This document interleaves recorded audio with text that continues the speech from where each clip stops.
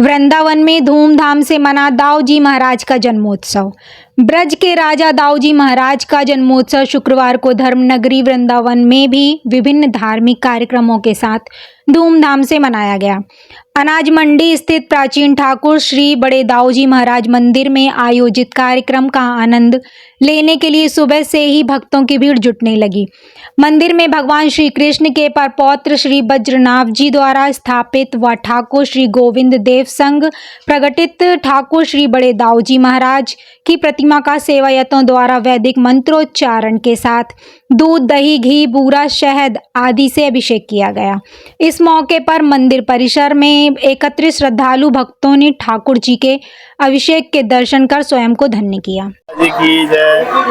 आज भगवान कृष्ण के प्रपौत्र श्री बज्रनाभ जी द्वारा स्थापित श्री बड़े दाऊजी महाराज का प्राकट्योत्सव मनाया जा रहा है बड़े धूमधाम से। सुबह 10:30 बजे से जो है इनका पंचामृत अभिषेक हुआ है और दोपहर में जो है साधु सेवा, वैष्णव सेवा होगी, बधाई गायन वगैरह हुआ है। शाम को जो है फूल बंगला और 56 भोग के दर्शन हुए हैं। इस मंदिर की क्या विशेषता है? इस मंदिर की ये विशेषता है कि भगवान कृष्ण के प्रपौत्र श्री बज्रनाभ जी द्वारा ये विग्रह स्थापित किया गया था और इनका प्राकट्य गोविंद देव जी के साथ ही गोमा टीला नामक स्थान से हुआ था।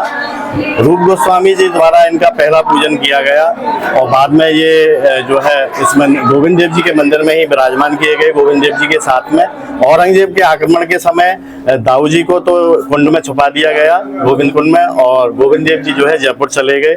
बाद में दाऊ जी को वहां से निकाल करके रसोई में इनकी सेवा हुई, गोविंद देव जी की रसोई में।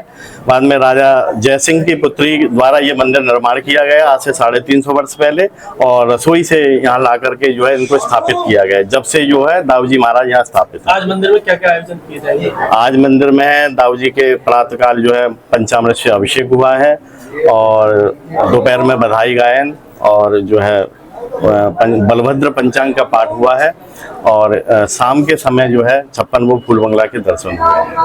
आज ब्रज के राजा बलराम जी का जन्मदिन है और प्रतिवर्ष की बात इस वर्ष भी भगवान का सुबह अभिषेक किया गया। दूध, दही, घी, शहद, जड़ी बूटियों के साथ दोपहर को भगवान की अब थोड़ी देर बाद महाआरती होगी।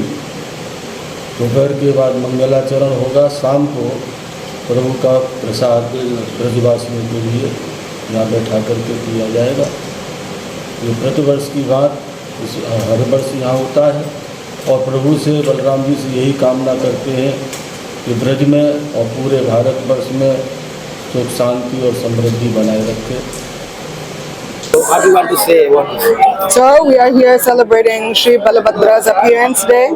According to Garga Samhita and Shastras from thousands of years ago, this is the day of his appearance. And so we're all here praying for spiritual strength, praying to the King of Vrindavan that he maintains us all, that he protects us all. He is Bhakta Vatsal.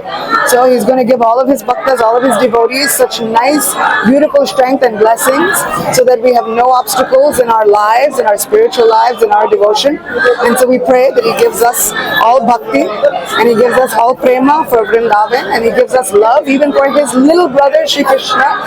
And so we're all here on a very, very happy occasion. How are you feeling about when you go to out of the country and when you come to Vrindavan?